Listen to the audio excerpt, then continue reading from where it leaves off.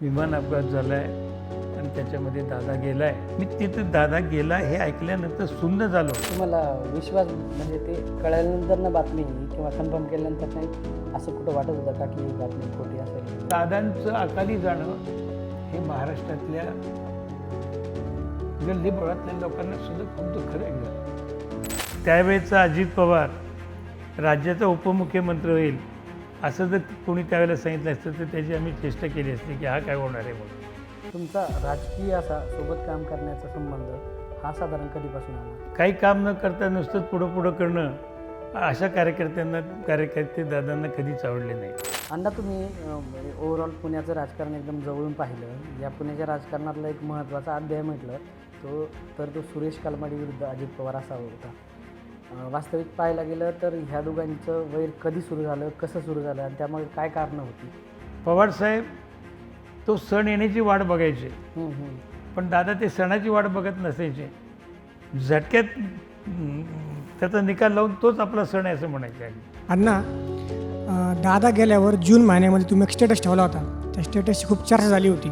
तो स्टेटस असा होता की दादा आज तुम्ही हवे होता. तो स्टेटस नेमका तुम्ही का ठेवला होता? 10 पवारांमध्ये निवड करायची झाली तरी माझं निवड ही शरद पवारच राहणार होती. अण्णा, तुम्ही ह्या एकत्र येण्याच्या चर्चेमध्ये तुम्ही होते कुठं? नाही, चर्चेमध्ये कोणी नव्हतं. काही गोष्टी काय असतात हयातीमध्ये पुढे येत नाहीत, पण ते गेल्यानंतर लोकांच्या नजरेला त्या गोष्टी येतात की दादा असते तर असं झालं असतं. जे अजितदादांचं शिस्तीचं कौतुक आजपर्यंत केलं जातं ते त्यावेळेला आम्हाला पाहायला मिळायचं. पण दुर्दैवाने हा वाढदिवस साजरा करण्यासाठी दादा आपल्यामध्ये नाहीत. 22 जुलै आदरणीय अजितदादा यांचा वाढदिवस. मात्र आज अजितदादांचा वाढदिवस असला तरी अजितदादा आज आपल्यात नाहीत. मात्र त्यांच्या आठवणी आपल्यासोबत कायम आहेत आणि याच आठवणी जागवण्यासाठी, याच त्यांच्या आठवणी आपल्याला सांगण्यासाठी आज आपल्याकडे आलेले आहेत आपल्या स्टुडिओमध्ये आदरणीय अंकुश अण्णा काकडे. अण्णा, तुमचं खूप खूप स्वागत आहे. तुम्ही पुण्याचं महापौरपद भूषवलं. तुम्ही पुण्याच्या राजकारणातले सगळे महत्त्वाचे निर्णय तुमच्या डोळ्यांनी पाहिले आणि या सगळ्या घटना तुमच्या डोळ्यासमोर असताना आज अजितदादा आपल्यामध्ये नाही आहेत आणि अशी गोष्ट असताना ही बातमी जेव्हा तुमच्या कानावर आली त्यावेळेस तुमची नेमकी काय भावना होती आणि तुम्हाला कसं कळालं होतं की दादा आपल्यात नाही आहेत असं?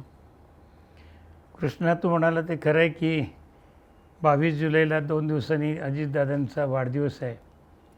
पण दुर्दैवाने हा वाढदिवस साजरा करण्यासाठी दादा आपल्यामध्ये नाहीत. ही खंत केवळ माझ्याच मनामध्ये नाही तर महाराष्ट्रातल्या असंख्य त्यांच्या चाहत्यांच्या मनामध्ये आहे. दादा असे अकाली सोडून जातील असं कोणाला स्वप्नात देखील वाटलं नव्हतं. पण नीतीला जे मंजूर असतं त्याच्यापुढे तुमचं माझं काही चालत नाही आणि नीतीने घाला घातला आणि दादा 28 जानेवारीला निघून गेले.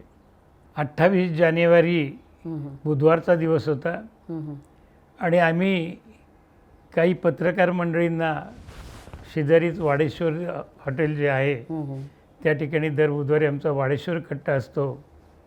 त्या ठिकाणी आम्ही सकाळी 9:30ला जमलेलो होतो आणि विशेष म्हणजे त्या दिवशी माध्यमांच्याच प्रतिनिधींना आम्ही आमच्याशी गप्पा मारण्यासाठी चहा पाहण्यासाठी बोलवलेलं होतं आणि साधारणतः कदाचित 9:30 9:35ची वेळ असेल. महाराष्ट्र टाईम्सचे संपादक पराग करंदीकरांचा मला फोन आला. अरे अंकुश, तुला काही समजलं आहे का? ते म्हटलं नाही, काही नाही. पराग म्हणलं आम्ही वाडेश्वर कट्ट्यावरती जमलो आहे. ते म्हणले नाही असं झालं आहे असं समजतं आणि विमान अपघात झाला आहे आणि त्याच्यामध्ये दादा गेला आहे. अर्थात त्यांनी मला परागने हेही सांगितलं की अंकुश, कन्फर्म झाल्याशिवाय कोणाला काही बोलू नको.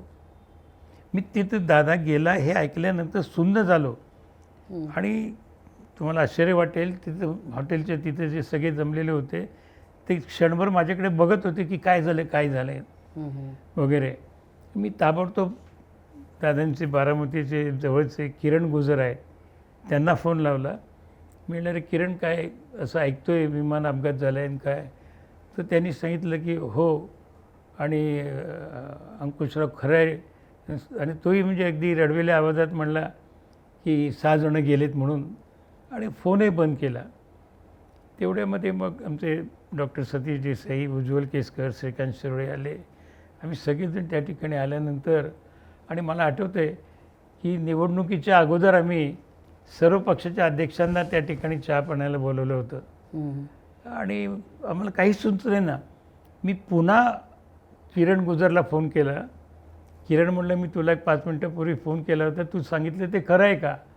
तर तो अगदी ओक्साबोक्षी रडून सांगत होता, अण्णा खरं आहे आणि दादा गेलेत. हे ऐकल्यानंतर केवळ मीच नाही तर माझ्याबरोबरचे सहकारी एकदम सुन्न झाले.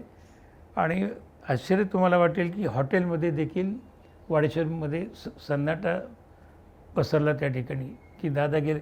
कोणाचा विश्वासच बसण्याची गोष्ट नव्हती आणि फार मोठा तो शॉक बसला.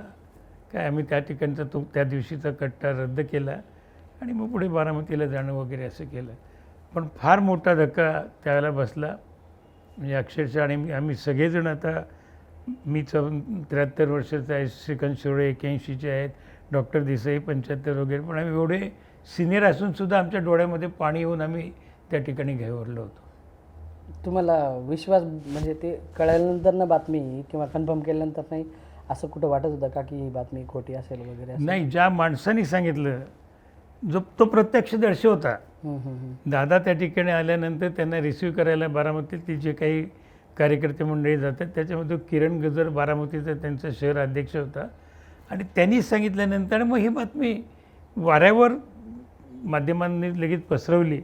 अर्थात माध्यमांमध्ये पसरवत असताना अनेक चुकीच्या देखील त्याच्यामध्ये बातम्या झाल्या की दादांना हॉस्पिटलमध्ये नेलं आहे, अमकं केलं आहे, 6 लोक होते, अमकं होतं. म्हणजे ते तुम्ही माध्यमं जी आहेत सध्याची ही माध्यमं म्हणजे काही कुठली गोष्ट खातरजमा न करता कशाही बातम्या लावतात. आता माध्यमामध्ये ज्यावेळेला टी व्हीवरती चॅनलवरती आम्ही पाहत होतो की त्यांना हॉस्पिटलमध्ये नेले वगैरे, थोडं वाटायचं की बघ कदाचित असं जर असेल तर बरं होईल. पण ते सर्व खोटं होतं आणि जे किरण गुजरनी सांगितलं ते दुर्दैवाने सत्य होतं. तुमची आणि दादांची पहिली भेट कधीची आणि कशी झाली ती? नाही, दादाची आणि माझी भेट म्हणजे आम्ही जवळपास 77-78 पासून पवारसाहेब दरवेळेला त्यावेळेला काठीवाडीला पवारसाहेब राहत होते आणि तिथे छोटा त्यांचा बंगला होता आणि दर दिवाळीच्या पाडव्याला बारामतीमधले त्यांच्या काही सहकाऱ्यांना किंवा जवळपासच्या काही गावातल्या लोकांना ते दिवाळी फराळाला बोलवायचे. शेतामध्ये घर होतं आणि मग जे काय वरांडा वगैरे असेल तिथे सतरंजी वगैरे टाकून चिवडा लाडू वगैरे चहा गप्पा वगैरे अशा तो त्यांचा तिथला नित्य दर दिवाळीचा कार्यक्रम. पण मग मी शांतीलाल सुरतवाला, वीरेंद्र केराड, निरेंद्र निकम आम्ही नगरसेवक झाल्यापासून मग आम्ही पुण्यातूनही काही मंडळी जायला लागलो. मग त्याच्यामध्ये सुरेश कलमडींचा पुढाकार मोठा होता. सुरेश कलमडी सगळ्यांना पुन्हा कॉपी व्यवस्थेची सगळ्यांना गुरसेवकांना बोलवायची पक्षाच्या आणि आम्ही सगळे 15-20 गाड्यांनी त्या ठिकाणी जायचो आणि त्या ठिकाणी गेल्यानंतर जे अजितदादांचं शिस्तीचं कौतुक आजपर्यंत केलं जातं ते त्यावेळेला आम्हाला पाहायला मिळायचं.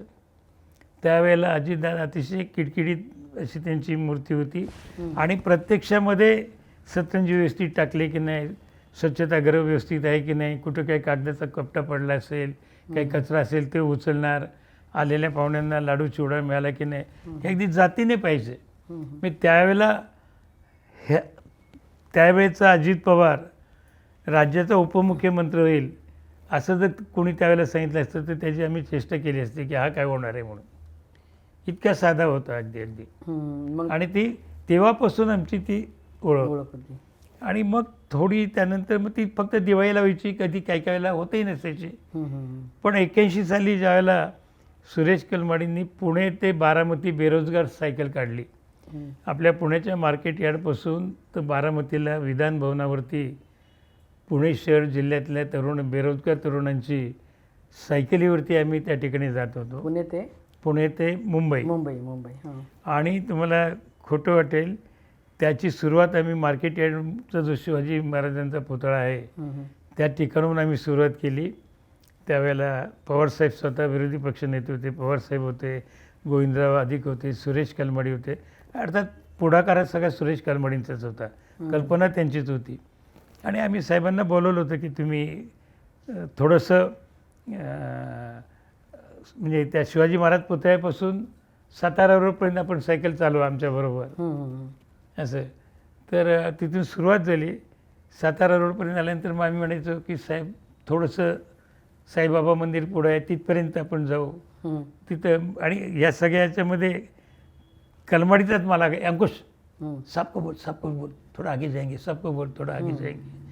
आणि मग असं करत करत कृष्णा तुला खोटं वाटेल स्वारगेटपर्यंत जाऊ, टिळक रोडपर्यंत जाऊ, अलका टॉकीजपर्यंत जाऊ, असं करत करत भोसरीपर्यंत साहेब पहिल्या जो आमचा हॉल्ट होता तिथपर्यंत साहेब सायकल चालवत आले.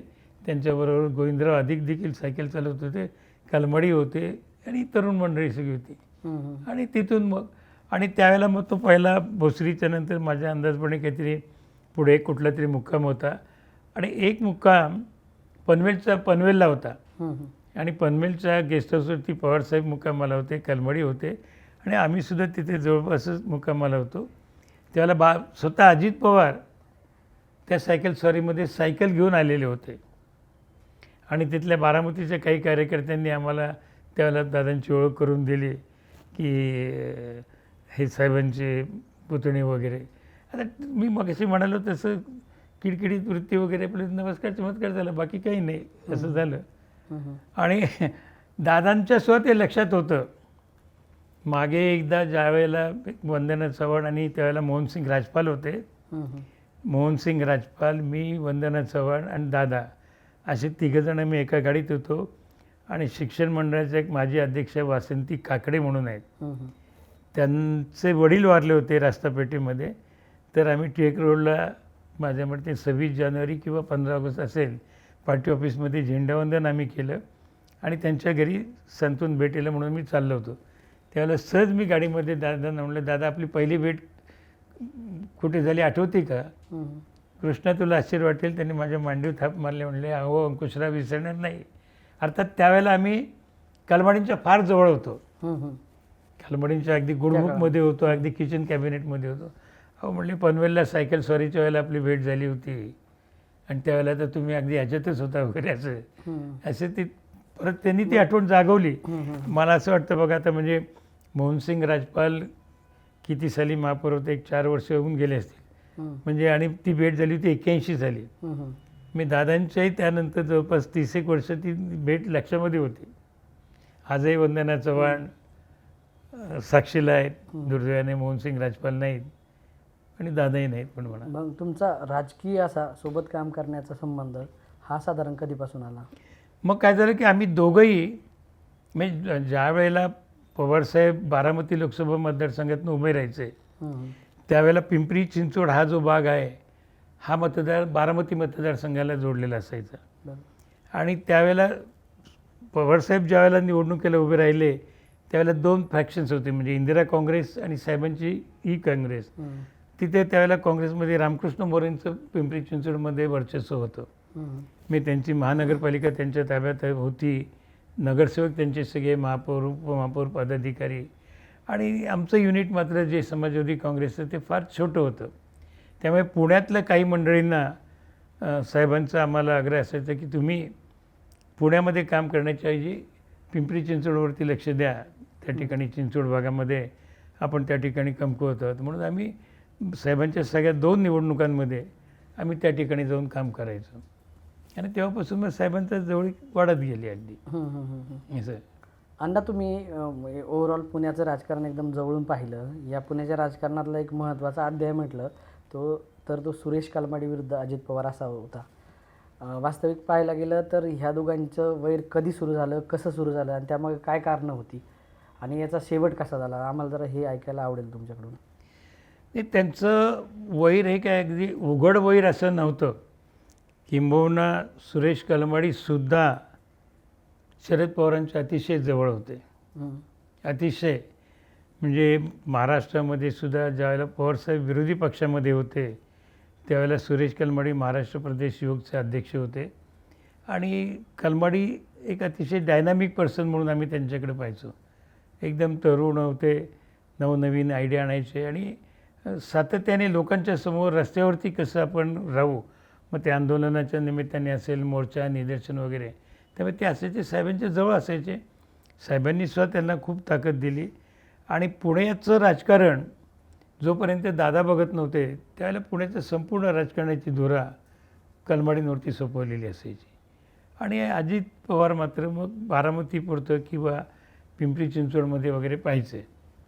पुढे पुढे काय व्हायला लागलं की सुरेश कलमाडींचं म्हणजे सुरेश कलमाडींकडे तुम्हाला राज्यसभेवरती ज्यावेळेला पहिल्यांदा सुरेश कलमाडी निवडून आले त्यावेळेला पवारसाहेबांकडं फक्त 7 आमदार फक्त पवारसाहेबांकडे होते आणि सुरेश कलमाडींना साहेबांनी उभं केलं आणि 27 मतं होती. पण पवारसाहेबांनी इकडून तिकडून गोळा करून त्यांच्या संबंधातनं ती 20-22 मतं गोळा करून सुरेश कलमाडींना पहिल्यांदा राज्यसभेवरती निवडून आणलं. त्याच्यानंतर पुन्हा मग ते लोकसभेला 2 वेळेला निवडून आले, त्याही वेळेला पवारसाहेबांनी मदत केली. पुन्हा राज्यसभेवरती ते गेले, त्याही वेळेला मदत केली. नो डाऊट सुरेश कलमाडींनी सुद्धा पवारसाहेबांना अतिशय चांगली साथ दिली. पण दिल्लीला गेल्यानंतर दिल्लीच्या राजकारणामध्ये मग असे माणसं एकमेकाला बाजूला ओढण्याचं होतं. त्यामुळे ते दिल्लीच्या राजकारणामध्ये सुरेश कलमाडी का म्हणून साहेबांपासून थोडे दूर गेले ते दूरच गेले. नाही, पण तुम्ही तर खूप जवळचे जसे कलमाडींचे पण. मग तुम्ही त्यावेळेस त्यांच्या एकदम गुड बुक्समध्ये होते आणि मग ह्या सगळ्या घडामोडी तुमच्या एकदम समोरच घडल्या असतील ना? नाही, या घटना आमच्या समोर काही घडल्या नाहीत किंवा या घटनांना या दोघांपैकी कोणी दुजोरा देखील दिला नाही की आमच्यामध्ये काही खटके होत आहेत, बिनसतं आहे वगैरे, असं काही सांगितलं नाही. पण शेवटी समजण्यावाले काही इशारा कापी असतो. ते समजल्यामुळे मग आम्ही सुद्धा थोडंसं मग कलमाडींपासून थोडंसं दूर साहेबांबरोबरच राहत गेलो. आणि पुढे मग ज्या वेळेला लोकसभेला निवडणुकीला माझ्या मते म्हणजे 2002 साली राष्ट्रवादी आणि काँग्रेस अशी वेगळ्याच होत्या. आणि मग पहिल्यांदा त्या वेळेला महानगरपालिकेमध्ये कोणालाच स्पष्ट बहुमत मिळालं नाही. काँग्रेस एक क्रमांकाचा पक्ष होता, 2 नंबरचा आमचा पक्ष होता आणि मग शिवसेना, भाजप, नागरी संघटना वगैरे यांना काही फारसं संख्या नव्हती.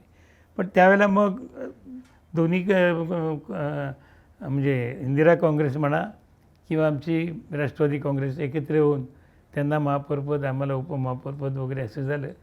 आणि मग 2004च्या निवडणुकीमध्ये तर काँग्रेसची आघाडीच झाली, दोन्ही काँग्रेसची. कलमाडींना इथं पुण्यातनं उभं केलं काँग्रेसतर्फे आणि मग त्यांच्या प्रचारासाठी अजितदादांनी प्रयत्न केले वगैरे. थोडा तात्पुरता समझोता झाला पण तो काही दीर्घकाळ टिकला नाही, शेवटपर्यंत काही टिकलं नाही. आता ते दोघंही हयात नाहीत. का त्यांच्यामध्ये वैमनस्य आलं हे आता आपल्याला कोणाला काही सांगता येणे शक्य नाही. पण एक होतं की दादांनी जे काही राजकारण पुणे आणि पुण्याच्या भोवती केलं त्याच्यामध्ये एक गोष्ट होती की त्यांची प्रशासनावरची पकड आहे ती कायम तो मुद्दा चर्चेला गेला की त्यांची जबरदस्त पकड आहे. असं तुम्हाला काही तुमच्या आठवणी आहेत, किस्से आहेत की जे तुम्हाला दर्शवतात की त्यांची प्रशासनावर चांगली पकड होती? नाही, दादा शिस्तीच्या बाबतीमध्ये पहिल्यापासून मी मगाशी उल्लेख केला की राजकारणात काही नव्हते तरी त्यांचा शिस्त, टापटीपणा जो आहे तो त्याच्या बाबतीमध्ये दुमतच असू शकण्याचं नाही, त्याला पर्याय कोणाचा नाही. आणि पहिल्यांदा ते आले जिल्हा बँकेमध्ये, म्हणजे पहिल्यांदा भवानीनगर वीज सहकारी संस्था जी आहे त्याच्यावरती पहिल्यांदा ते निवडून आले होते. अर्थात ती फक्त इंदापूर तालुक्यापुरतीच मर्यादित संस्था होती. पुढे जिल्हा बँकेला पहिल्यांदा निवडून आले 91 साली, तेही निवडून आले आणि आम्ही दोघंही बरोबर, दोघांची आमची एंट्री जिल्हा बँकेमध्ये एकत्रित झाली. आणि त्यावेळेला दादांचं जिल्हा बँकेमध्ये जे त्यांचं कामकाज पाहिलं आणि त्याच वेळेला माझ्या माहितीप्रमाणे पवारसाहेबांना खासदारकी सोडावी लागली नाही, खासदारकीला दादा पहिल्यांदा निवडून आले आणि खासदारकीला निवडून आल्यानंतर काही 7-8 महिन्याचाच कालावधी असेल, पवारसाहेबांना पुन्हा महाराष्ट्रामध्ये यावं लागलं. त्यामुळे त्यांनी खासदारकीचा राजीनामा दिला आणि पवारसाहेब तिथे उभे राहिले. दादा बारामतीमधून परत विधानसभेला उभे राहिले. तर जिल्हा बँकेमध्ये त्यांची कामकाज करण्याची पद्धती आम्ही पाहिली. जे योग्य असेल ते योग्य करायचं. हा माझ्या जवळचा किंवा ही सोसायटी माझ्या नातेवाईकाची आहे, कार्यकर्त्याची आहे, पण ती नियमात जर बसत नसेल आणि बँकेच्या अधिकाऱ्यांनी जर का निगेटिव्ह शेअर दिला असेल तर तो शेरा उलटून नियमाच्या बाहेर जाऊन काम करावं असं त्यांनी कधी नाही, किंबहुना त्यापूर्वी केलं जात होतं. पण दादा म्हणले असंच आपण करत गेलो तो म्हातारी मेल्याचं दुःख नाही, काळ सुकवतो. कुठेतरी बँकेच्या कामकाजाला शिस्त लागली पाहिजे. आणि तेव्हापासून त्यांनी 91 पासून 1 वर्ष झाल्यानंतर मग दादा तर चेअरमनच झाले. चेअरमन झाल्यानंतर चेअरमनच्या काळामध्ये सुद्धा त्यांनी शिस्त लावून दिली. एक बँकेला, जिल्हा बँकेला एक वेगळी घडी लावून दिली. नाहीतर जिल्हा बँका, सगळ्याच जिल्हा बँका, म्हणजे फक्त पुणे जिल्ह्यात नाही, सगळ्याच जिल्हा बँका म्हणजे अगदी ग्रामीण भागामध्ये शेतकऱ्यांशी संबंधित, म्हणजे सध्या ज्या कमर्शियल बँका आहे म्हणजे त्या बँकेमध्ये कमर्शियलपणाच नाही. लोकांना नाईलाज म्हणून लोक त्या बँकेत येतात. बरोबर. कर्ज घ्यायचं असेल किंवा कर्ज फेड करायचं असेल, पण ज्याला आपण व्यावसायिक स्वरूप जे म्हणतो बँकेला द्यायचं, ते अजितदादा जिल्हा बँकेमध्ये आले तेव्हापासून व्यावसायिक स्वरूप त्याला दिलं गेलं. व्यावसायिक म्हणजे कसं की ग्राहकाला सुविधा मिळाली पाहिजे, सभासदाला न्याय मिळाला पाहिजे, शेतकऱ्याला मदत झाली पाहिजे ही, आणि ती करत असताना व्यावसायिकपणासुद्धा बँक कशी वाढेल याचाही दृष्टिकोन त्यांचा आम्हाला त्यावेळेला पाहायला पण मिळाला. अधिकारी घाबरायचे प्रचंड. अधिकारी अगदी दादा जाईपर्यंत अधिकारी वर्गावरती त्यांचा अतिशय अंकुश होता. पण अधिकाऱ्यांवर अंकुश होता तसंच तो राजकीय त्यांच्या कार्यकर्त्यांवर, नेत्यांवर सुद्धा अंकुश होता. कारण ते बऱ्यापैकी दादा आले की बरेच जण म्हणजे भले भले दादांना घाबरायचे वगैरे. नाही, घाबरायचे म्हणजे कसं आहे की जो चांगला काम करणार आहे कधी त्यांना घाबरत नसायचा. पण काही काम न करता नुसतंच पुढं करणं अशा कार्यकर्ते दादांना कधीच आवडले नाहीत. सर्किट हाऊसला येणं किंवा बारामती गेस्ट हाऊसला येऊन नुसतं तोंड दाखवणं आणि ते ज्या भागामध्ये राहतो त्या भागामध्ये त्याची 4 वाडे सोडल्यानंतर 5व्या वाड्यामध्ये त्याला कोणी ओळखत नाहीत, अशा कार्यकर्त्यांना दादांनी कधी संधी दिली नाही. सर्किट हाऊसवरती येऊन नुसतं दादा जिंदाबाद म्हणायचं, दादा मुख्यमंत्री झालेच पाहिजे, अशा कार्यकर्त्यांना ते ओळखून असायचे. त्यांची जागा कुठे ठेवायची ती ठेवायची, पण काम करणाऱ्याला मात्र संधी द्यायची. हे माझ्या बाबतीमध्ये जर उदाहरण झालं, जिल्हा बँकेमध्ये मी निवडून आलो. आता खरं म्हणलं तर मी शहरामध्ये राहणारा किंवा जो माझा मतदारसंघ होता गृहनिर्माण संस्था आणि पतसंस्था, त्याचा फार जिल्ह्यामध्ये ग्रामीण भागामध्ये काही फारसा संबंध नाही, शहरामध्ये संबंध. पण इथे सुद्धा त्यांनी माझं महापौर पदाचं काम पाहिलं होतं, नगरसेवक पदाचं काम पाहिलं होतं, किंबहुना साहेबांबरोबर मी आमचं जे काही काम आम्ही करत होतो ते पाहिलं होतं. त्याच्यामुळे जिल्हा बँकेचं 1 वर्ष अध्यक्षपदाची निवड करायच्या वेळेला काही जुन्या मंडळींनी सांगितलं की बाबा अंकुशला काय करणार आहे, तो शहरातला कार्यकर्ता आहे, ग्रामीण भागातली शेती, बँकेतलं कामकाज, कमाल मर्यादा पत्र कसं करायचं, कर्ज परतफेड कशी करायची, त्याचे काय अडचणी आहेत त्या कशा समजणार वगैरे. त्यामुळे जुन्या जे वर्षानुवर्ष तिथे ठाण मांडून बसलेले जे होते त्यांचा मला अध्यक्ष करायला विरोध होता. पण अजितदादांनी स्पष्ट सांगितलं की ज्या माणसाने पुणे शहराचं महापौरपद भूषवलेलं आहे, Maharashtra State Cooperative Housing Finance Corporation ही राज्य पातळीवरील संस्था, तिथे त्यांनी 2 वर्ष अध्यक्ष म्हणून काम केले. जिल्हा बँकेत करायला काय अडचण आहे, ठीक आहे आपण 6 महिन्यासाठी करू, 6 महिन्यामध्ये तुम्हाला समाधान पण असं दादांना त्यावेळेस विरोध करणारे लोक पण होते, पण उघडपणे कोणी करत नसत. मी जिल्हा बँकेमध्ये आम्ही 21 संचालक होतो, त्या 21 संचालकामध्ये 9-10 नवीन होतो, आम्ही तरुण होतो आणि ते सगळे दादांचे समर्थक आणि बाकीचे जे आहेत ते सगळे दिग्गज. मी ज्यांची बँकेतली त्यांची संचालक मंडळाची कारकीर्द 30-30 वर्षापासूनची होती, म्हणजे त्यावेळेला 90 साली 30-30 वर्षापर्यंतची, आणि दिग्गज ते, म्हणजे कोणी आमदार होतं, कोणी खासदार होतं वगैरे असे. आणि दादासुद्धा त्यांचं रिस्पेक्ट ठेवायचे त्यांना, म्हणजे अगदी त्यांना कुठंतरी बाजूला काढणं वगैरे असं नाही, पण तुमची काम करण्याची पद्धती किंवा तुम्ही करत आलेलं काम आणि आता आम्हाला जे नवीन पिढीला काम करायचं आहे ह्याच्यामध्ये फरक आहे, ते तुम्ही जरा समजून घेतलं पाहिजे, अशी त्यांची भूमिका असायची. तर तुम्ही आता दादांना तुम्ही एकदम बारामतीमध्ये दिवाळी भेटच्या कार्यक्रमामध्ये एकदम सतरंजी व्यवस्थित टाकली का नाही, इथपासून तुम्ही दादांना ते थेट राज्याच्या राजकारणातील सगळ्यात केंद्रस्थानी असलेला नेता इथपर्यंत पाहिलं.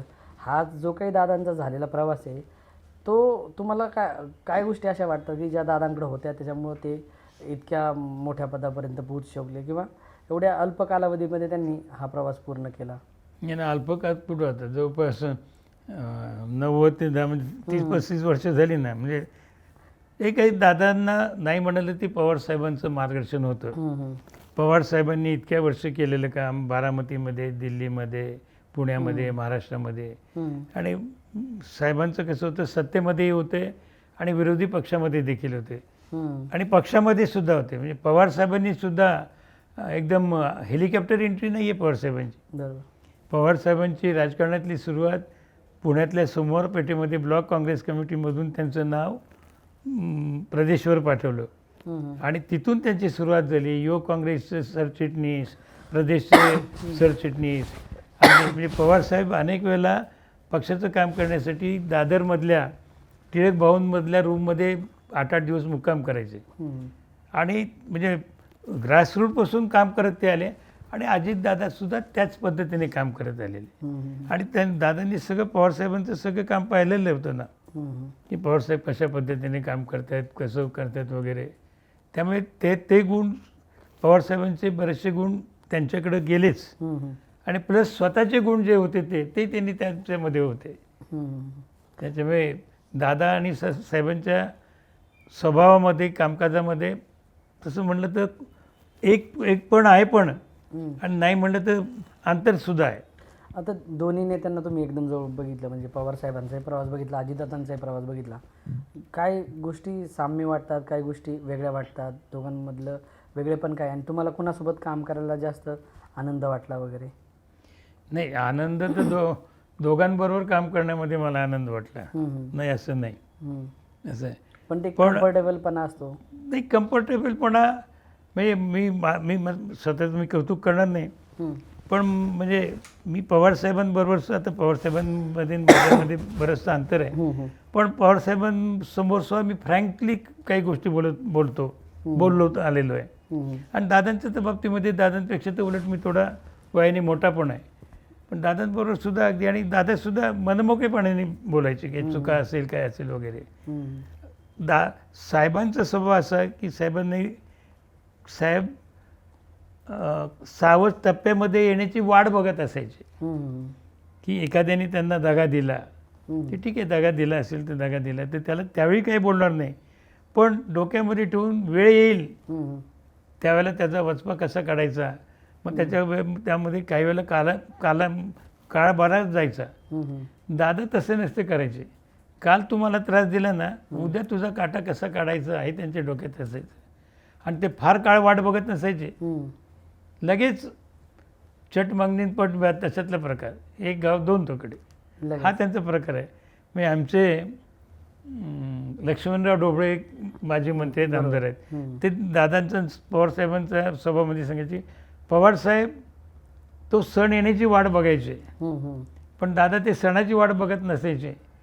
झटक्यात त्याचा निकाल लावून तोच आपला सण आहे असं म्हणायचे. अगदी हा फरक होता दादांच्यात त्याच्यात. तुम्ही दादांपेक्षा ज्येष्ठ आहात तसे, मग तुम्ही कधी रागवले त्यांना का ते तुम्हाला रागवले, असं काही? नाही, रागवायचे ना, असं काय मी काय अगदी फार हे होतं अशातला भाग नाही. आम्हाला सुद्धा म्हणजे उलट काही वेळेला राग नाही, म्हणजे काही गोष्टी आपण एक कार्यकर्ता म्हणून आग्रह करत असतो. हम्म. काही वेळेला ते वाटतं, म्हणजे अनेक वेळेला झालं ना.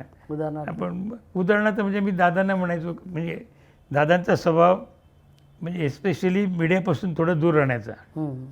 आम्ही अनेक वेळेला दादा म्हणायचो की दादा जरा मीडियाशी संपर्कामध्ये ठेवत जा, गेट टुगेदर करत जा वगैरे. हे म्हणले मला नाही ते जमत, ते काय मला त्याशी काय नाही, मी आपलं काम मला नेमकं बरं.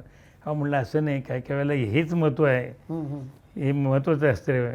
वाद व्हायचे. ठीक आहे म्हणायचे, बोलव बाबा कुठेतरी, बोलव त्यांना एकदा कुठेतरी जेवायला बसू, गप्पा मारत.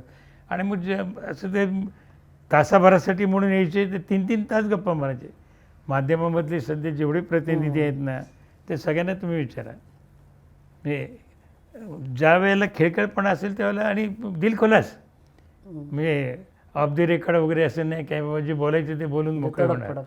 अगदी होते ना. माझ्यावरती रागवायचे किंवा आम्ही म्हणायचो दादा हे बरोबर नाही केलं तुम्ही, नाही चुकीचं आहे तुम्ही त्यांना बोला, अगदी हो येस. आणि ते म्हणायचे ना, नाही मला वाटलं ते मी केलं, अंकुशराव काय मला वाटलं ते मी केलं, असे बोलायचे ना. दादा वेळेच्या बाबतीत पण एकदम अरे एक नंबर. दादा काय पवारसाहेब, ते त्यांचा गुण खरं रामदास साठवले आणि गोपीनाथ मुंडेंनी घेतला असताना तर ते त्यांच्या संत साहेबांसारखे मोठे झाले असते. तर हे आपण सगळ्यांनी पण घेतलं पाहिजे आयुष्यामध्ये. हो ते तर आहे ना. तो ते थोडा पूर्ण तुम्ही जेवढे त्या त्यांच्या नेत्यांच्या बरोबर राहाल ना तेवढा गुण होतो. मी तुम्हाला एक किस्सा सांगतो म्हणजे की आपण जेवण दादा स्वच्छतेच्या बाबतीमध्ये किंवा व्यक्तिगत काळजी कसे घ्यायचे. आता अनेक ठिकाणी आम्ही बरोबर काही वेळेला जेवायला जायचो. तर दादा ज्यावेळेला वॉश बेसिनमध्ये, आणि मी दादांना बोलून दाखवलं अनेक वेळेला की दादा हा तुमचा गुण मी घेतला. ते म्हणले काय? म्हटलं तुम्ही जेवायला गेल्यानंतर ज्यावेळेला हात धुता त्यावेळेला आपण नॉर्मली ठीक आहे तिथं काय लिक्विड सोप असेल तर असं करून असं करतो, पण दादा तसं नाही. ह्या नखामध्ये काय अडकलं आहे का ते असं काढणार, ते असं काढणार, ते असं काढणार, ते असं काढणार, 10 बोटातली नखामध्ये काय आहे का ते आणि मग धुणार. ते मी पाहिलं आणि मी आजपर्यंत ते अडॉप्ट केलं आहे. त्याप्रमाणे मी सुद्धा वागतो. अशा आहेत ना गोष्टी काही. वक्तशीरपणाचे काही किस्से वगैरे कुठं काही नाही आता वक्तशीरपणाचे ते जाहीर त्यांचे काय की ते जर का 8 वाजता कार्यक्रम असेल तर काय काय वेळेला 7:45लाच येतात. तुमचे कार्यक्रम संयोजक नाही. आम्हाला अनुभव आहे त्यांचे की माहिती आहे आम्हाला. सुरुवातीला? हां नाही नाही नाही नाही आम्हाला ते मी सांगितलं ना, पवार कुटुंबाशी माझा 1979 सालापासून 78पासून संबंध आला. ज्यावेळेला पवारसाहेब बाजूला झाले तेव्हापासून संबंध आला. त्यामुळे या गोष्टी असल्यामुळे आम्ही आपलं काळजीने वागायचो की आल्यानंतर. आणि दादा काय असं सगळे जमलेले आहेत आणि काय तर ते मला बाजू किंवा कोण संयोजकाला बाजूला घेऊन नाही बोलायचे. सगळ्यांच्या समोरच म्हणणार अरे काय रे मला 8 वाजता बोललेलं आहे, तू 8:15 वाजता येतो, अजून तयारी नाही काही नाही. कोणाची भीड ठेवत नसायची. वक्तशीरपणा जसा दादांचा गुण होता तसे आणखीन काय गुण आहेत की जे दादांकडून खरंच घ्यायला हवेत वगैरे असे? म्हणजे गुड म्हणजे आता तुम्हाला म्हणजे माध्यमामध्ये तुम्हाला सुद्धा अनुभवलं असेल की आताचे सध्या राजकारणातले किंवा पूर्वीच्या राजकारणातले लोक कोणी एखादं काही काम घेऊन आलं तर ठीक आहे बघतो करतो, उद्या ये परवा ये मुंबईला ये. दादांना पुणे जिल्हा किंवा पुणे शहरातले कार्यकर्ते कोणी कामासाठी मुंबईला आलेले त्यांना कधी आवडत नसायचे. ते म्हणायचे मी दर आठवड्याला पुण्यात असतो, बारामतीला असतो, तुमचं काय काम आहे तुम्ही तिथं मला सांगा, मी काम तिथेच तुमचं सोडवेल ना. तेवढ्यासाठी तुम्ही इतक्या लांब मुंबईला येणार कशासाठी? ते आता मंत्रालयामध्ये काय गर्दी करता? हे फक्त आम्हालाच नाही अनेकांना सांगतात अगदी. आणि आल्यानंतर आता अनेक जण सांगतात की पूर्वीचे मंत्री कसे असायचे, कोणी एखादं काम घेऊन आल्यानंतर त्याचा अर्ज घेतल्यानंतर ते अर्ज घेणार त्याला आणि फोन उचलणार.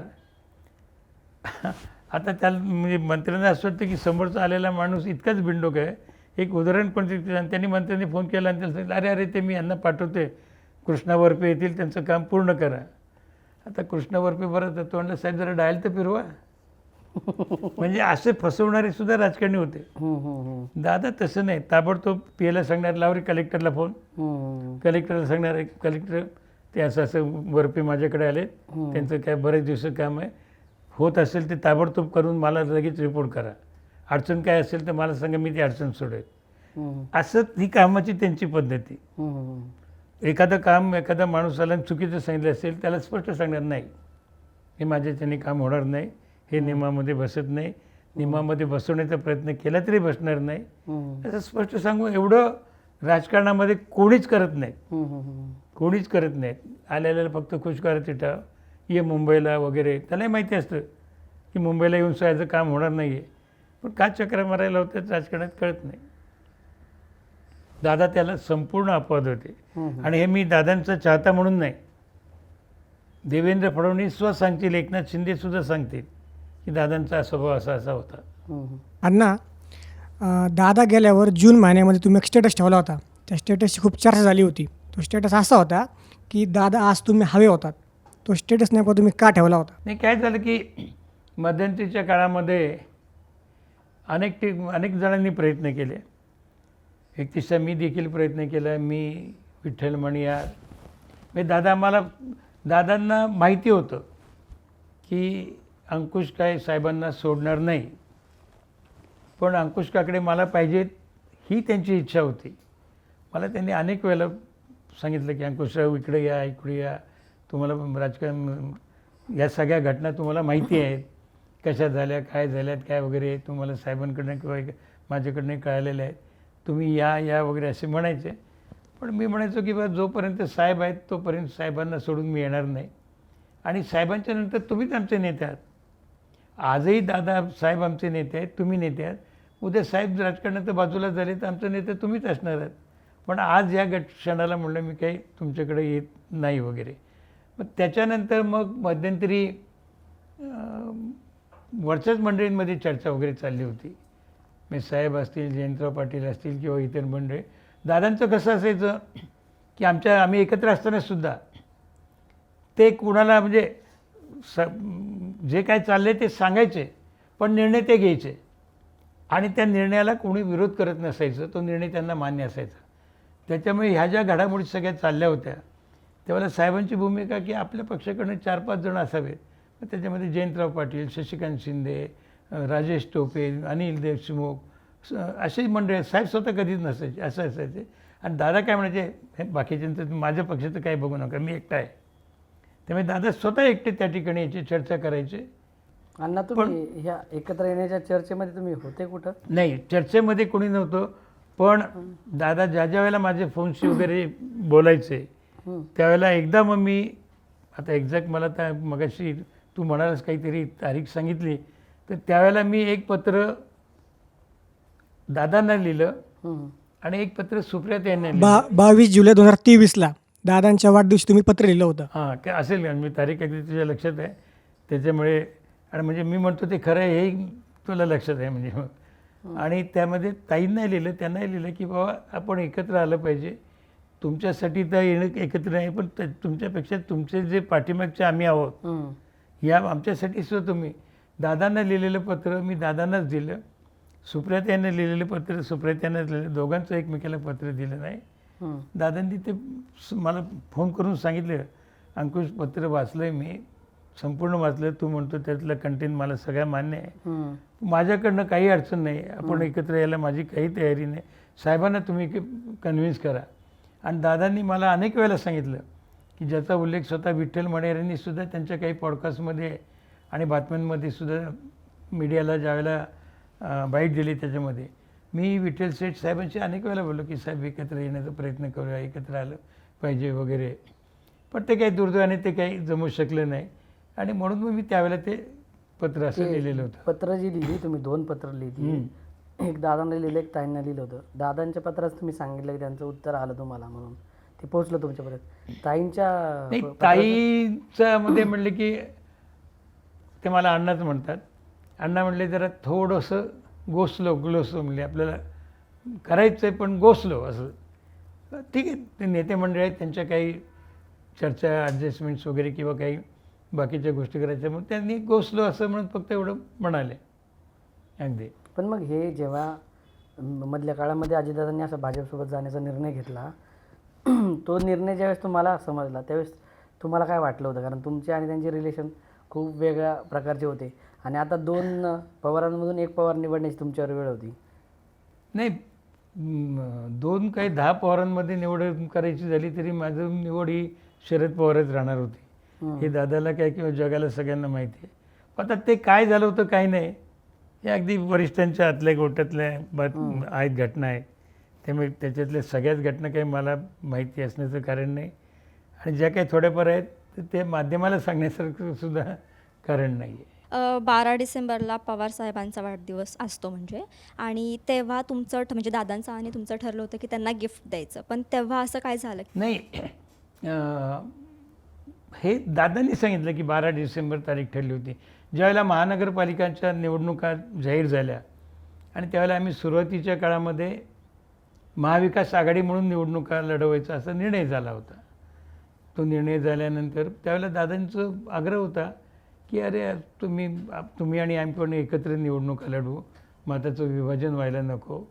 आणि काय झालं होतं की अजितदादांनासुद्धा पुणे महानगरपालिका असेल, पिंपरी चिंचवड महानगरपालिका असेल, दादा सत्तेबरोबर होते, देवेंद्र फडणवीस त्यांच्याबरोबर होते, पण त्यांना फसवलं गेलं म्हणजे आता आपण एकत्र सत्तेमध्ये काम करतो आहे, एकत्र काम करतो आहे, तर शहराच्या प्रभागांची रचना करण्यासाठी माझाही काही सल्ला घ्यावा, आपण एकत्र बसून करावं. तसं न करता भारतीय जनता पक्षाने त्यांना सोयीचे आहेत तसे मतदार करून घेतले जेणेकरून त्यांची नगरसेवकांची संख्या वाढेल. हे त्यांनी केलं, हे दादांच्या लक्षात आलं.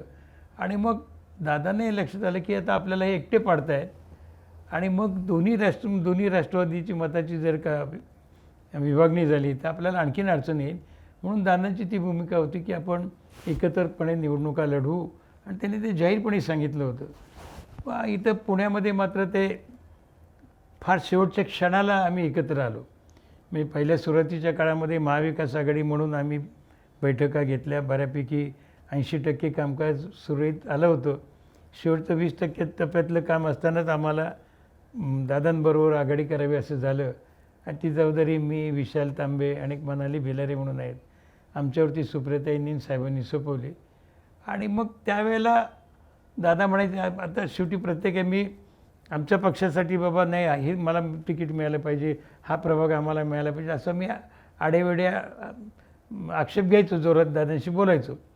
तेव्हा दादा म्हणायचं अहो अंकुशराव कशाला घासाघीस करताय, आपल्याला 8-15 दिवसामध्ये एकत्र यायचं आहे, हे 8-15 दिवस आपण काढून जाऊ दे, तुम्ही नका आग्रह धरू वगैरे असं व्हायचं. त्यांनी त्यावेळेला तारीख सांगितली होती की 12 डिसेंबर 25 डिसेंबर 25लाच होणार होतं, पण ती काही झाली नाही. आणि हे जी जानेवारी महिन्यातली घटना आहे तिकीट वाटपायची आहे त्यावेळेला ते म्हणायचे आपण लवकरच होणार आहोत. आणि मग साधारणतः असं झालं होतं की जिल्हा परिषदेच्या निवडणुका झाल्यानंतर तो निकाल लागल्यानंतर आपण एकत्र येणार असं झालं होतं. मला आठवतं की शेवटचंच सांगितलं होतं दादा, म्हणजे ते तिकीट वाटप करत असताना दादांना बीडला जायचं होतं, बीडला काहीतरी कार्यक्रम होता आणि फॉर्म भरण्याचा पुण्यातला शेवटचा दिवस होता. आणि 2 वाजता दादांनी म्हणजे जाता जाता मला सांगून गेले की अंकुशराव मी बीडला चाललो आहे, करून घ्या इथं व्यवस्थित, घासाघीस काही करू नका, आपण एकत्रच काम करू. असं ती शेवटची बोलणं आणि भेट माझी दादांची. अण्णा तुम्ही आता म्हणलात की दादाची जी शेवटची निवडणूक होती महापालिका, त्याच्यामध्ये भाजपने दादाला धोका दिला त्या वॉर्ड रचनेमध्ये. खरं आहे ना. म्हणजे दादा सत्तेत सोबत होते तरीसुद्धा भाजप आणि फडणवीसांनी त्यांच्या म्हणण्याप्रमाणे त्यांना जसे हवे असतील तसे वॉर्ड करून घेतले. मी मगाशीच सांगितलं ना ते सुरुवातीलाच मी ते सांगितलं की दादांना कुठे विश्वासात न घेता त्यांच्या नगरसेवकांचा खूप आग्रह होता की असे प्रभाग करा. त्यांनी जे प्रभाग केले ते आपल्याला अडचणीचे आहेत. दादांनी सुद्धा ते मुख्यमंत्र्यांशी बोलले पण त्याची काही फार दखल घेतली नाही, अगदी नाहीच घेतली, दखलच घेतली नाही. त्यांनी केलेल्या प्रभागामध्ये कुठलाही बदल केला नाही आणि त्याचा तो फटका दादांना पुण्यात बसला, पिंपरी चिंचवडला बसला.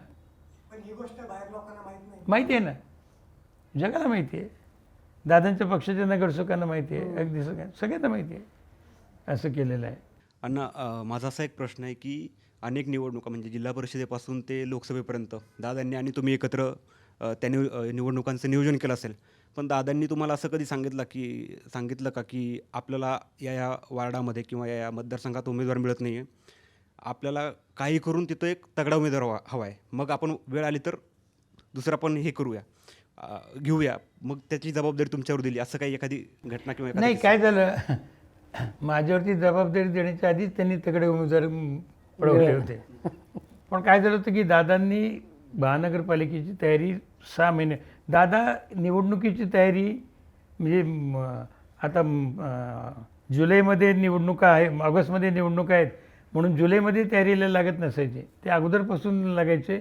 आणि कोण आपल्या ह्या प्रभागामध्ये कोण उमेदवार आहे त्याची माहिती घेणं वगैरे, त्याला ग्रीन सिग्नल देणं हे त्यांचं अगोदरच असायचं. आणि दादांनी सगळे सर्वे केले होते, 2-3 सर्वे केले होते. आणि ज्यावेळेला आम्ही तिकीट वाटाघाटीला बसवायचो ते सांगायचे कृष्णावरपेचं सर्वेमध्ये इतके टक्के आहेत, अमक्याचं इतक्या टक्क्यामध्ये, मग काय करायचं आपण, सर्वेप्रमाणे जायचं का नाही जायचं. आता शेवटी सर्वे केलेले आहेत म्हणतात आम्ही सर्वेप्रमाणे. पण त्यात निवडणुकीमध्ये केवळ अनेक जण चर्चा करतात, अजूनही निवडून आलेल्यांनासुद्धा वाटत नाही की आपण एवढ्या मतांनी निवडून येऊ असं वाटलं नव्हतं. मी गेल्या वेळच्यासुद्धा निवडणुकीमध्ये ज्या वेळेला गिरीश बापट होते 17 सालच्या निवडणुकीमध्ये, त्यावेळेला आम्ही गिरीश बापट आणि आम्ही जरी वेगवेगळे होतो तरी आम्ही रोज रात्री गिरिजा कट्ट्यावरती रात्री नाश्ता करायला, जेवण करायला तिथे जमायचो. त्याही वेळेला गिरीश बापट म्हणायचे की 60 जागापर्यंत अंकुशराव आम्ही 40 ते 50 जागापर्यंत येऊ, आणि तुम्ही 70-75 जागांपर्यंत जाल, हे त्याही वेळेला ते म्हणायचे. पण ते काय झालं त्यावेळेला त्यांना पण प्रचंड बहुमत मिळालं. त्याला 98 जागा त्यावेळेला त्यांनी घेतल्या, यावेळेला 116 घेतल्या. आज आपण असं म्हणतोय की पिंपरी चिंचवडबाबत, पिंपरी चिंचवड जी एक तिथं एक IT सेक्टर म्हणून उभा राहते, त्याचबरोबर मॅन्युफॅक्चरिंग सेक्टर मोठ्या प्रमाणात आहे, अनेक लोकांना तिथं रोजगार मिळतोय. तर त्याचं पिंपरी चिंचवडचे शिल्पकार हे दादा आहेत, म्हणजे असं बोललं जाते. तर याबाबत तुमचा काही किस्सा आहे का, की पिंपरी चिंचवड महानगरपालिकेबाबत, की तिच्या कामाबाबत? नाही नाही, तू म्हणाला की IT क्षेत्र जे वाढतं आहे, त्या IT क्षेत्राचं जनक पवारसाहेब आहेत. कदाचित नवीन तरुण पिढीला माहीत नसेल, जो कासारसाईला संत तुकाराम महाराज सहकारी साखर कारखाना झाला आहे, तो पवारसाहेब मुख्यमंत्री असताना हिंजवडीला त्या ठिकाणी त्या कारखान्याची साईट होती आणि पवारसाहेबांच्या हस्ते त्या कारखान्याचं भूमिपूजन होतं. पवारसाहेबांनी आल्यानंतर तिथला तो सगळा एरिया पाहिला. त्यांनी कारखान्याचं भूमिपूजन केलं, नारळ वगैरे तिथं फोडला. पण त्याच सभेमध्ये त्यांनी सांगितलं की मी नारळ फोडला आहे, मला कारखाना उभा करायचा आहे, पण मी तो कारखाना इथं उभा करणार नाही, मी तो इथून मला दुसरीकडं मी त्यांना तुम्हाला जागा देतो, या ठिकाणी मला IT क्षेत्र IT हब उभं करायचं आहे. हे त्यावेळेला पवारसाहेबांनी सांगितलं 25 वर्षापूर्वी. आणि मी राजीव गांधी इन्फोटेक पार्क जो सगळा झाला आहे तो पवारसाहेबांच्या कल्पनेतून झालेला आहे. त्यामुळे त्यावेळेला त्यांनी ते केलं. आणि नंतर ज्यावेळेला दादांच्या हातामध्ये 2 टर्म महानगरपालिका आली पिंपरी चिंचवड, दादांनी विकासाच्या कामाच्या बाबतीमध्ये कोणाशी तडजोड केली नाही. म्हणजे एका घटनेचा मी साक्षीदार आहे. हा जो हॅरिस ब्रिजपासून पुढे फुगेवाडीपर्यंत जाणारा रस्ता जो आहे त्याचं रुंदीकरण करायचं होतं. सध्याचे विलास लांडे त्यावेळेला तिथले आमदार होते आणि ते आमदार रस्ता रुंदी करू नये, कारण आपले मतदार अफेक्ट होत आहेत, आपले मतदार बाधित होणार आहेत, म्हणून त्या मतदारांच्या बाजूने ते रस्ता रुंदीकरणाला विरोध करत होते. एक दिवस त्यांनी मोठं आंदोलन केलं होतं. चंद्रशेखर दैठणकर म्हणून DCP होते त्या भागाचे, आजही ते आहेत, त्यांच्यावरती ती जबाबदारी दिली होती.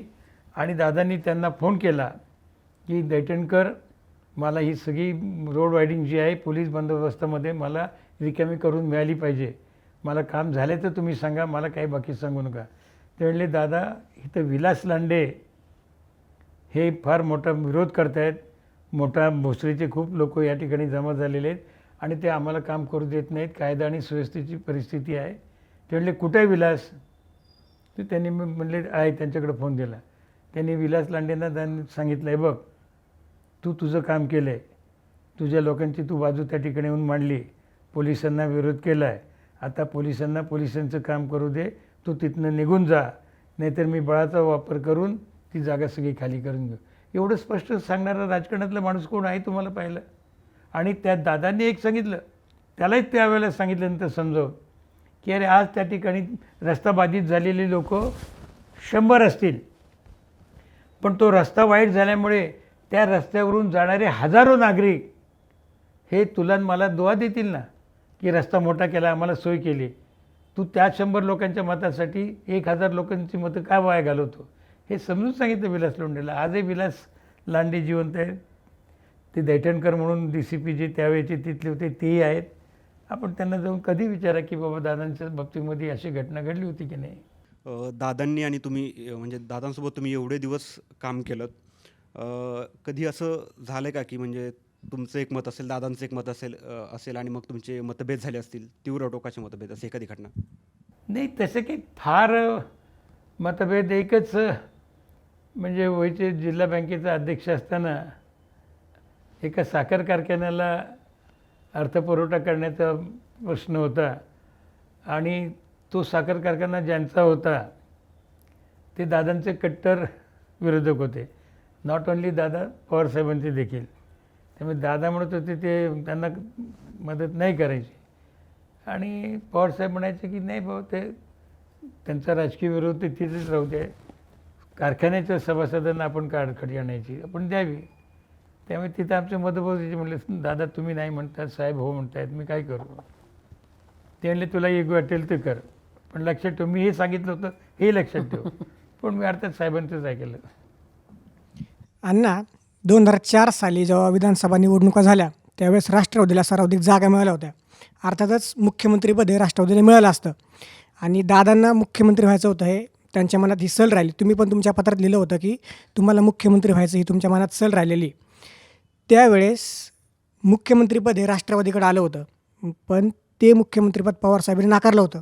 पण त्यावेळेस चर्चा अशी होती की जर मुख्यमंत्रीपद मिळालं असतं तर दादा महाराष्ट्राचे मुख्यमंत्री तेव्हाच झाले असते, पण ते मुख्यमंत्रीपद पवारसाहेबांनी नाकारलं. खरं दादा त्यावेळेस मुख्यमंत्रीपदाच्या रेसमध्ये होते का? नाही, एकच आहे की त्यावेळेला ज्यांच्या जागा जास्त त्यांच्या पक्षाला मुख्यमंत्री तत्त्व ठरलं होतं. अर्थात ते तत्त्व ठरलं होतं, तू म्हणतोस त्याप्रमाणे राष्ट्रवादीला जागाही जास्त मिळाल्या होत्या, पण जास्त जागा मिळाल्या होत्या म्हणजे दादाच मुख्यमंत्री झाले असते असं काही सांगता येत नाही. कारण दादांनी अनेक वेळेला दादांना बाजूला ठेवून छगन भुजबळांना उपमुख्यमंत्री केलं, विजयदादांना उपमुख्यमंत्री केलं, आर पाटलांना उपमुख्यमंत्री केलं. त्यामुळे दादाच झाले असते असं नाही. पण एक झालं होतं की निवडणुकीचे मतमोजणी चालू असतानाच पवारसाहेबांनी प्रेस स्टेटमेंट केलं होतं की काही झालं तरी काँग्रेस हा आमचा मोठा भाऊ आहे.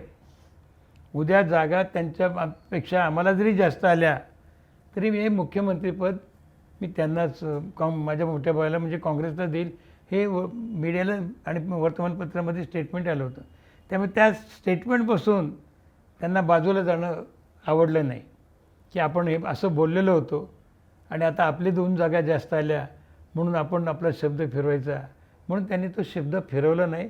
जे बोलले होते ते तसं केलं. म्हणजे तुमचं असं म्हणणं आहे की निकाल येत असताना ते हे बोलून गेले होते. निकाल संपूर्ण लागण्या स्पष्ट नव्हतं होण्याच्या अगोदर त्यांनी स्पष्ट बोलले होते की काँग्रेस हा आमचा मोठा भाऊ आहे, त्यामुळे काही झालं तरी मुख्यमंत्रीपद हे त्यांच्याकडे राहिले ते बोलले होते. आणि पुढे निकाल मात्र 2 जागांनी आमच्याकडे जास्त आला, पण साहेबांच्या कॉन्शियसला ते पटलं नाही की आपण जे बोललेलं आहे त्याच्यापासून बाजूला जायचं नाही, म्हणून ते पद त्यांना दिलं. दादांनी हे मान्य केलं होतं जेव्हा पक्ष फुटला, जेव्हा IB सेंटरमध्ये जेव्हा पक्षाची बैठक झाली त्यावेळेस दादांनी सांगितलं होतं की 2004 साली पक्षाला मुख्यमंत्रीपद संधी आली होती आणि कदाचित मी मुख्यमंत्री झालो असतो, पण आमच्या वरिष्ठांनी ते पद नाकारलं.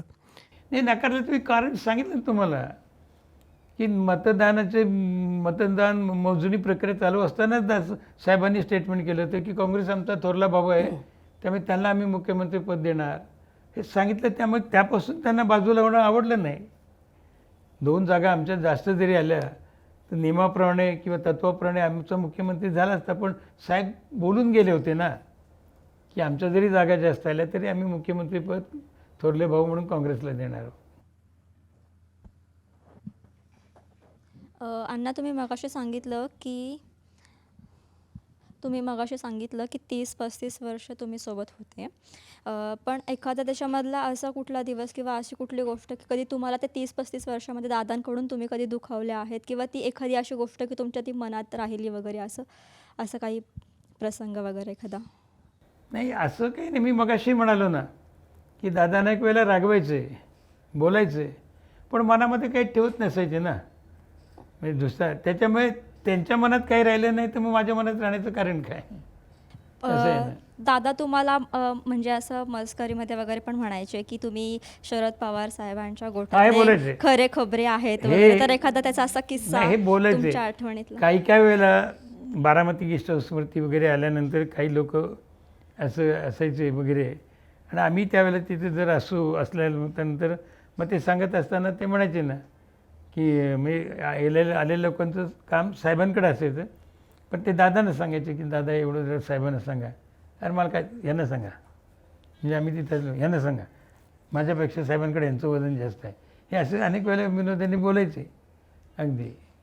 आणि आम्हालाही म्हणायचे नाही तुम्ही सुद्धा ना फार साहेबांच्या भोळेपणाचा अनेक लोक गैरफायदा घेतात, तुम्ही जरा साहेबांना सांगत जा, असं नका करून. आम्हाला बोलत जा म्हणतात साहेबांना. अण्णा, जेव्हा राष्ट्रवादी एकत्र होती त्यावेळेला कधी असं झालं आहे का की पवारसाहेब आणि दादांमध्ये मतभेद झालेत आणि मग त्यामध्ये एखादा मुद्दा असा होता का की त्यामध्ये तुम्हाला मध्यस्थी करायला लागली? नाही, मध्यस्थीचा तर प्रश्नच नाही. मी काही इतका मोठा नव्हता. दादांनी तुम्हाला सांगितलं असेल? नाही, दादांचे आणि साहेबांचे काही वेळेला मतभेद व्हायचे, पण शेवटी दादा साहेब सांगतील तो अंतिम शब्द. त्याच्यापूर्वी दादांच्या मनामध्ये निर्णय वेगळा असेल, त्यांची इच्छा वेगळी असेल, पण एकदा साहेबांनी सांगितलं म्हटल्यानंतर तिथं मग साहेबांचा तो वीक पॉईंट म्हणता येणार नाही, पण तो वीक पॉईंट साहेबांचा होता की साहेब सांगतील तेच करणार. त्याच्याशिवाय दुसरं त्यांनी कधी केलं नाही. एक दादा आपल्यातनं गेले, पण मग म्हणजे तुमची आणि दादांची शेवटची भेट कधी झालेली आणि त्या याच्यामध्ये काय बोलणं झालेलं त्या भेटीमध्ये? नाही, मी निवडणुकीची ज्यावेळेला तिकीट वाटप होतं ना, त्यावेळेला 2-3 दिवस आम्ही दादांच्याच बंगल्यावरती होतो. तर एकदा तर आमचं तिकीट वाटपाच्या बाबतीमध्ये थोडेसे जरा सुप्रियाताई, दादा आणि असे थोडेसे जरा वाद होत होते आणि फार अगदी त्रासिक संबंधामध्ये आलं होतं, टोकाच्या भूमिकेपर्यंत आलं होतं. तर त्यावेळेला मला म्हणजे अगदी राहवलं नाही. मी असे तुम्ही जसे बसलात तसे AB फॉर्म लेण्यासाठी दोन्हीकडे बसले होते. मी इकडे बसलो होतो आणि मी तिथे झोपलो होतो म्हणजे टेबलावरती डोकं ठेवून. आमच्या एका सहकार्याने विशाल तांबेने तो फेसबुकवरती फोटोही टाकला होता आणि मी तिथे बसलो होतो की मला अस्वस्थ झालो होतो. त्यावेळेला दादांनी बाकीच्या नारे म्हणले, अंकुशराव काय झोपले तिथं, काय तिथे झोपले, त्यांना एक म्हणा बाजूला रूम आहे तिथे झोपा वगैरे असं. पण मी ते काय कोणी उठवलं वगैरे, पण मला तर ते शेवटी दुसऱ्या दिवशी सकाळी म्हणाले, का हो काल काय झालं होतं तुम्हाला, म्हणले तिथे बाकड्यावरती झोपला होता, म्हणले इकडे यायचं होतं ना, म्हणले अगदी इतकं नाही म्हणलं वगैरे असं तसं. आणि ही गोष्ट असेल तिकीट वाटपाचं, मी मगाशी सांगितलं की शेवटची भेट माझी ज्यावेळेला फॉर्म भरायचा शेवटच्या दिवशी त्यानंतर मग काय झालं की माझी मुलगी मुंबईला अंधेरीला उभी राहिली होती. त्यामुळे मग ज्या वेळेला दादा पुण्यात असायचे, म्हणजे जाहीरनाम्याचं प्रकाशन असेल किंवा काही 1-2 ठिकाणी आमच्या जॉईंट मीटिंग वगैरे होत्या, पण मी त्यावेळेला नेमकं मुंबईला वगैरे असायचो, त्यामुळे भेटी काही झाल्याच नाहीत. तेवढीच ती भेट शेवटच्या दिवशी 2-2:30 वाजता बीडला चालले होते आणि त्यावेळेला सांगून गेले, हो महाराज जरा ते व्यवस्थित करा, सगळं घासाघीस करू नका, एवढे शब्द त्यांचे कानावरती. ते गेले. ते दुर्दैवाने 28 तारखेला सगळ्या घटना. एक किस्सा आठवतोय की दादा एकदा विकास कामांसाठी पुण्यामध्ये आले होते. पहाटे 6 वाजता वगैरे दादांचं ते विकास कामाची पाहणी होती आणि त्यावेळेस तुम्हाला यायला उशीर झाला वाटतं का, तुम्ही दांडी मारली होती तेव्हा. तर तेव्हा तुम्हाला दादांनी सांगितलं की शरद पवार साहेबांबरोबर ठीक आहे, पण सकाळी कामावरती लवकर उठून जाण्याची सवय माझ्याकडून शिका, असा काहीतरी तो किस्सा होता. काय घडलं होतं तेव्हा नेमकं? नाही, त्याच्या अगोदर एकदा बारामती गेस्ट हाऊसवरती असेच काहीतरी म्हणजे माझ्या संदर्भामध्ये काहीतरी हा किस्सा मला विजयराव कोलतेंनी सांगितला की आणि मला काहीतरी फोन करायला सांगितलं वगैरे आणि त्यांनी 1:30-2ची गोष्ट काहीतरी वगैरे असेल दुपारची आणि त्यांच्या PAला सांगितलं त्यांनी की अरे अंकुशरावांना फोन लावा. आणि नंतर त्यांना काय वाटलं, त्यांनी घड्याळ पाहिलं, नाही म्हणले 3च्या पुढे लाव, झोपलं असतील ते म्हणले वगैरे. आणि तेव्हा ते म्हणले, हे पवार साहेबांचे निष्ठावंत आहेत, पण झोपेच्या बाबतीमध्ये म्हणले बघा हे असं आहे. आणि उद्घाटनाच्या बाबतीमध्ये साहेबांना, दादांना लोकांची गैरसोय करून उद्घाटनं कधी आवडली नाहीत. एक किस्सा मी तुम्हाला सांगतो की शास्त्री रस्त्यावरती सेनादत्त पोलीस चौकी आहे, ती पोलीस चौकी, ही घटना 99ची आहे, 1999ची, हो 1999ची. आणि ती माझ्याच प्रभागामध्ये त्यावेळेला होती. आम्हीच काही पोलिसांना मदत करून ती पोलीस चौकी बांधली. त्यावेळेला बबनराव पाचपुते गृह खात्याचे राज्यमंत्री होते आणि अजितदादा शेती आणि फलोत्पादन मंत्र्याचे राज्यमंत्री होते. आणि बबनराव पाचपुतेंच्या उपस्थितीमध्ये दादांच्या हस्ते त्या ठिकाणी ते उद्घाटन करायचं ठरलं होतं. विश्रामबाग पोलीस स्टेशनचे पोलीस निरीक्षक होते अशोकराव चांदगडे, अजूनही ते हयात आहेत. तर त्यावेळेला ते उद्घाटन करण्यासाठी त्यांनी तो रस्ता बंद केला, पोलिसांनीच बंद केला आणि तिथे मंडप वगैरे टाकलेला वगैरे होता. दादा पाचपुतेंच्या अगोदर आले, त्यानंतर ते पाहिलं वगैरे, चौकी वगैरे पाहिली वगैरे. ठीक आहे म्हणले, ही काय छोटी चौकी नाही म्हणले, काय हरकत नाही. पण मग त्यांनी अंकुशराव म्हणले, रस्ता का बंद केला आहे, हा तो वाहता रस्ता दिसतो, तुम्ही रस्ता का बंद केला. तर मी म्हटलं, मी नाही साहेब, पोलिसांनीच बंद केला. मग कोण आहे म्हणले, ते पी आय बोलवले ते अशोकराव चांदगुडेच, हम्म. ते आजही हयात आहेत. त्यांना म्हणले रस्ता का बंद केला? नाही म्हणले आपला कार्यक्रम. म्हणले कार्यक्रमामध्ये लोकांना त्रास देताय तुम्ही, लोकांना का तुम्ही हे करताय? म्हणले एखाद्या हॉलमध्ये कार्यक्रम घ्यायचा, नसेल तर नुसते फीत कापून मी गेलो असतो ना. म्हणले कशासाठी? हे त्यावेळेला त्यांनी त्या ठिकाणी त्यांना हे केलं. शंकर महाराज मठाचा जो पूल आहे, तो पूलसुद्धा तिथले धनकवडे, सुभाष जगताप, विशाल तांबे या सगळ्या मंडळींचा आग्रह व्हायचा की आपल्याला मोठा कार्यक्रम करायचा आहे आणि तो कार्यक्रम आपण करू आणि हे करूया म्हणून. दादा म्हणले काही नाही, कार्यक्रम वगैरे काही नाही, लोकांना आडवाआवडी करू नका, मी उद्या सकाळी 6 वाजता येईल, फीत कापून निघून जाईल. आणि लिटरली अजितदादांनी पहाटे 6 वाजता येऊन त्या ह्याची फीत कापली आणि उद्घाटन करून गेले. एकच आणखी लेटेस्ट किस्सा, हा जो विद्यापीठाचा औंधकडून येणारा पूल आहे ना, हम्म. त्यावेळेला देवेंद्र फडणवीसांच्या हस्ते त्या पुलाचं उद्घाटन होणार होतं. अजितदादासुद्धा त्या कार्यक्रमाला होते, अजितदादा आणि त्या दोघांच्या उपस्थितीमध्ये. त्या पुलाचं उद्घाटन 5 वाजता होतं. 3 वाजल्यापासून बाणेरवरून येणारा रस्ता, औंधकडून येणारा रस्ता, हे सगळे डायव्हर्ट वगैरे करून सगळ्या ट्रॅफिकचा केव्हाच केला होता. दादांनासुद्धा आणि 3 वाजल्यापासून बंद केले. 5चा कार्यक्रम 5:30 का 5:45, दादा लवकर आले होते. देवेंद्र फडणवीस 5:30 का 5:45 आले आणि दादांनी तोपर्यंत दादांनी माहिती घेतली होती ट्रॅफिक सगळ्या जाम झालेलं आहे. इकडं भारतीय जनता पक्षाने पुलाच्या मध्याला स्टेज वगैरे टाकून, मांडव वगैरे टाकून, ढोल लेझिम वगैरे करून कार्यक्रमाच्यासाठी भाषणाची वगैरे सगळी तयारी केली होती. त्यांनी देवेंद्रांना सांगितलं की जायचं, आपण फीत कापायची, परत यायचं. त्यांना म्हणायचं आम्ही येतो कार्यक्रमाला, निघून जायचं. देवेंद्रजी त्यांना म्हणले की अहो नको नको. पण साहेब दादांनी त्यावेळेला त्यांनी फीत कापली आणि कार्यक्रम न करता निघून गेले. एवढं नाही कोणी करत, लोकांची काळजी घेत नाहीत. तुम्ही आता परवा पाहिलं असेल मोशीमध्ये घडलेली घटना, किंवा मला आठवते ज्यावेळेला या तळेगावला ज्यावेळेला शेतकऱ्यांवरती गोळीबार झाला, विधिमंडळाचं अधिवेशन चालू होतं, पण त्या कुटुंबियांना भेटण्यासाठी पहाटे 5:30-6 वाजता त्यांच्या घरी अजितदादा हजर होते. आता सुद्धा परवा ज्यावेळेला हे झालं तर अनेकांनी व्यंगचित्र टाकली की दादा वरतून म्हणतात थांब जरा मोशीला जाऊन येतो, तिथली परिस्थिती पाहतो परत वर येतो. म्हणजे एवढं अगदी ताबडतोब काम करणं. गणपतीमध्ये सुद्धा ते कधी, आणि त्यांना सांगितलं ना की त्यांना त्या आरतीला वगैरे जाणं ठीक आहे, श्रद्धा आहे, पण आरतीला जा, त्या ठिकाणी रस्ते बंद करा, लोकांना गणपती पाण्यापासून बाजूला करा, कधी त्यांना आवडत नव्हतं, आवडलं नाही त्यांना कधी.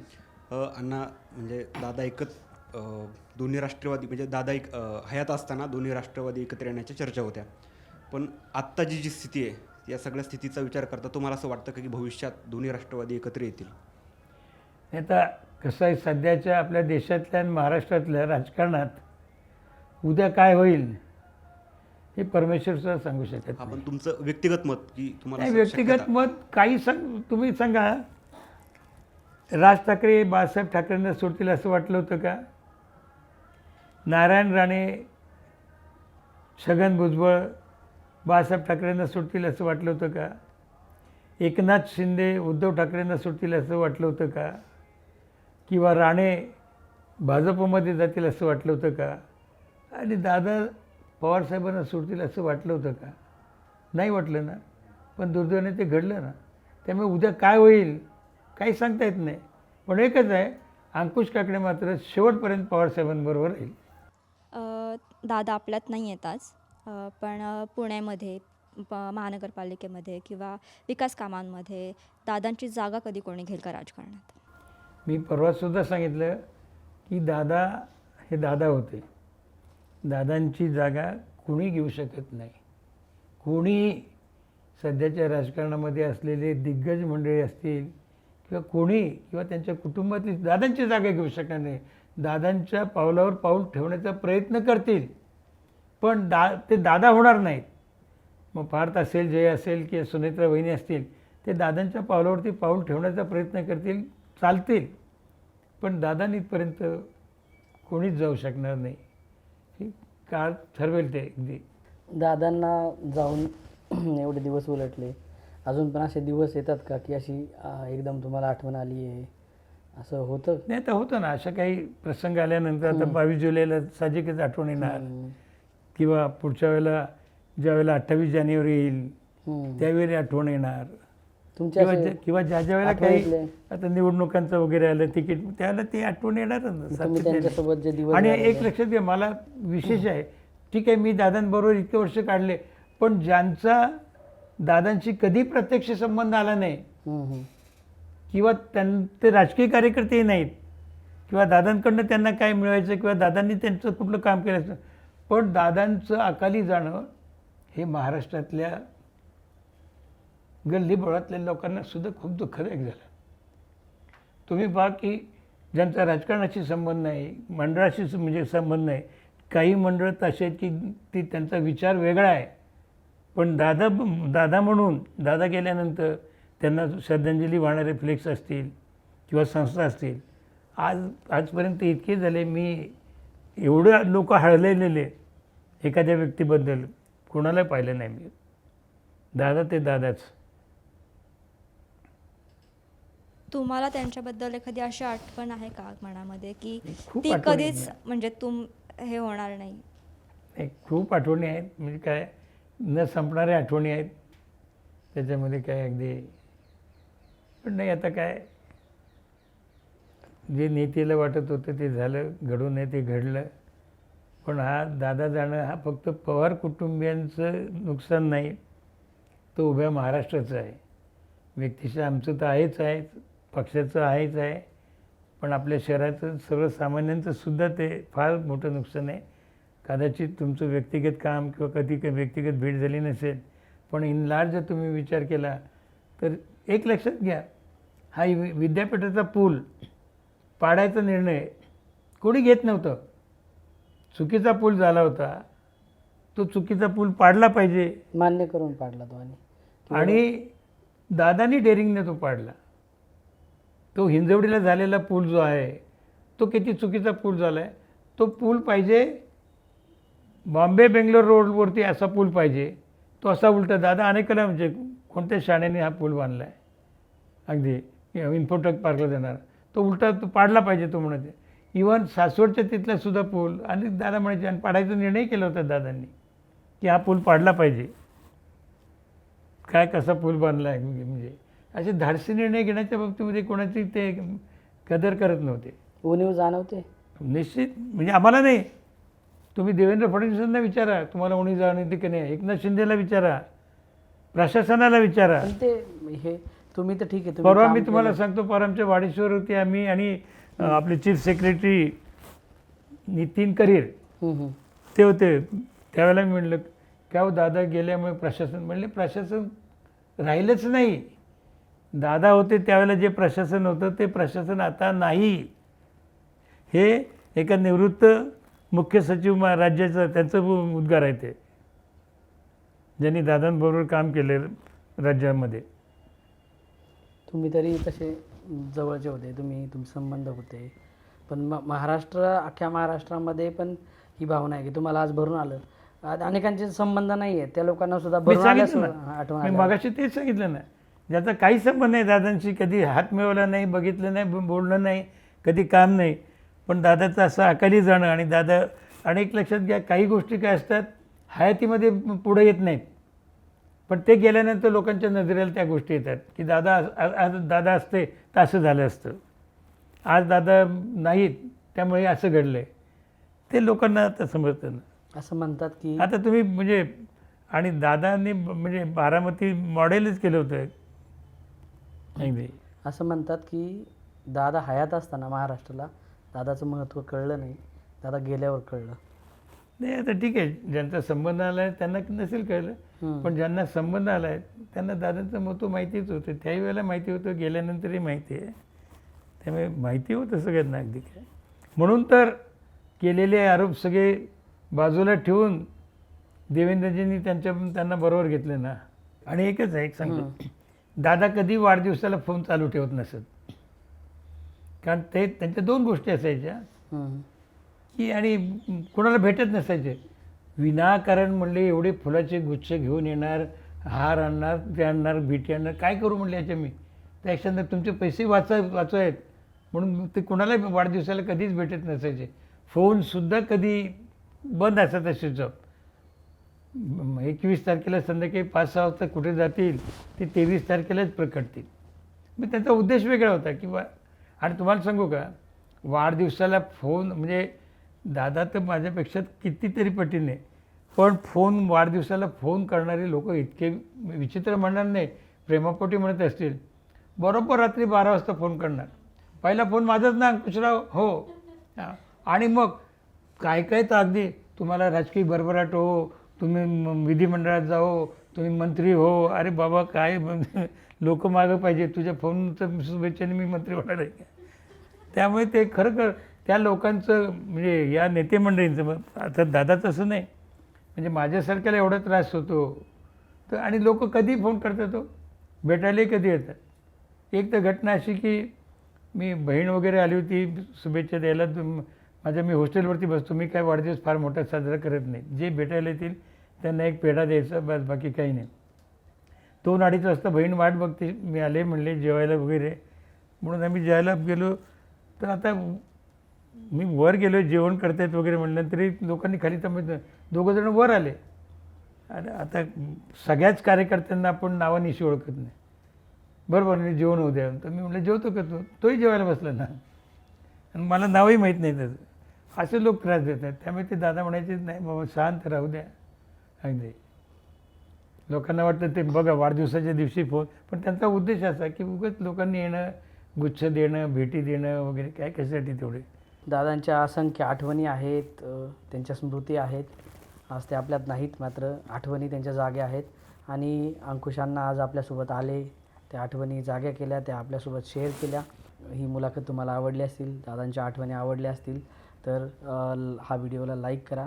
तुमच्याही काही आठवणी असतील दादांवर, काही तुम्हाला दादांबद्दल सांगायचं असेल तर ते खाली कमेंट सेक्शनमध्ये सांगा. अण्णा तुम्ही आलात आमच्याशी गप्पा मारल्या, धन्यवाद. मलाही आपली तुमची खूप कल्पना आवडली. धन्यवाद. आणि थोडक्यामध्ये मी काही तुमचे पॉडकास्ट पाहिले, पण अतिशय सगळी तरुण मंडळी आहेत, पण काही 2-3 सोडले, ते बाकीचे काही बोलत नाहीत. बोलायला शिकले पाहिजे, पण प्रश्न विचारले पाहिजेत. पण एक चांगला सेटअप वगैरे केला आहे. तुम्हाला सुद्धा मनापासून धन्यवाद.